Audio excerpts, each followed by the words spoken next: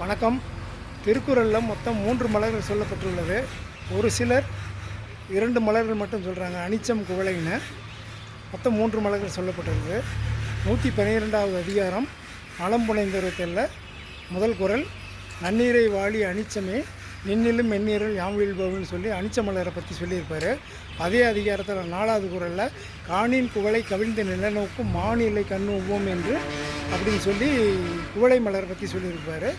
அதே அதிகாரத்தில் 5வது குறளில் அனிச்சப்பூ கால்களையால் பெய்தால் நுசிப்பிற்கு நல்ல படாப்பறைன்னு சொல்லியிருப்பார். அதே 112வது அதிகாரம் நலம் புனைந்தொருத்தல்ல 10வது குறள், அனிச்சமும் அன்னத்தின் குவளையும் மாதரடிக்கு நெருஞ்சி பழம்னு சொல்லியிருப்பார்.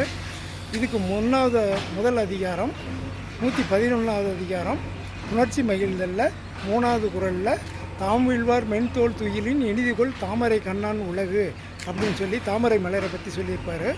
62வது அதிகாரம் ஆழ்வினை உடைமையில் 7வது குறளில் மடியுளால் மாமுகுடி என்ப மடியுளான் தாழ்வுளால் தாமரை நாள் அப்படின்னு சொல்லி தாமரை மலரை பற்றி சொல்லியிருப்பார்.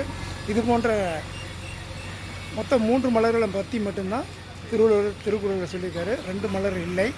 இது போன்ற நல்ல வீடியோக்களை பார்க்குறதுக்கு நம்ம சேனலை சப்ஸ்கிரைப் பண்ணிக்கங்க, லைக் பண்ணுங்கள், ஷேர் பண்ணுங்கள். நன்றி, வணக்கம்.